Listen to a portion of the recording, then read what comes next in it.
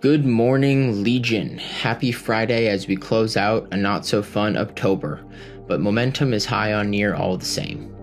AI comes closer by the day, and in the same vein, the Legion keeps growing, now over 2,100 strong in a short 60 days, with close to 900 map members spread across more than 400 cities around the world.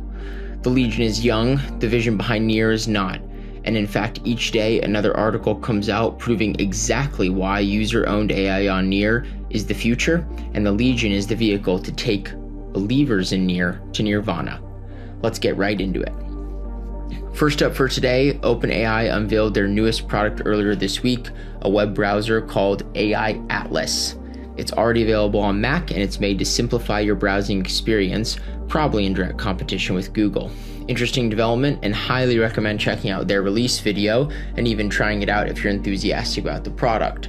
Although for privacy-minded folks, Brave remains the best option. Our second story is a little older, coming from the AI Security Institute and the Alan Turing Institute.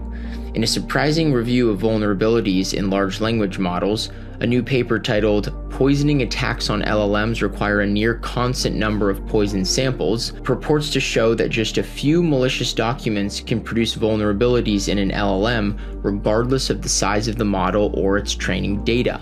As the authors write in the conclusion, altogether our results suggest that injecting backdoors through data poisoning may be easier for large models than previously believed, as the number of poisons required does not scale up with the model size, highlighting the need for more research on the defenses to mitigate this risk in future models.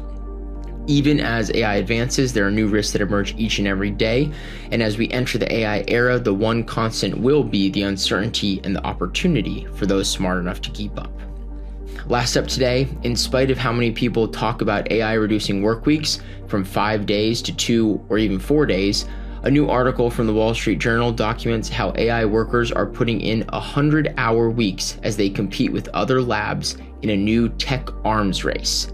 There are real stakes in what's happening today in AI. It will affect all of us, whether it be from automation, unemployment, or in the name of abundance and incredible technology progress and medical breakthroughs. The only constant in this new era is that Near's vision for AI will remain humanistic and user-owned at its core, and that is a set of values worth joining the ecosystem for. We'll do this all again real soon.